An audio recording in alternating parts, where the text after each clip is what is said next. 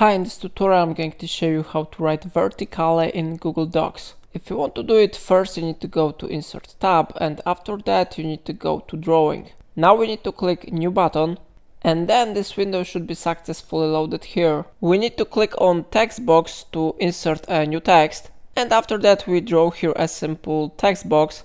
After that we need to insert here a new text. So I type here "it is simple text."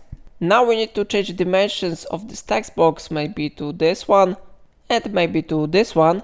And if you want to rotate this text, you need to click and hold left mouse button on this icon, and after that we will be able to rotate it to this position. Now we can change position of this text box, maybe to this one location, and we can click Save and Close. After that, our vertical text has been successfully added to document. So it is how it works. If I helped you, remember to like this tutorial and subscribe my channel. Please let me know in comment if it's such a problem.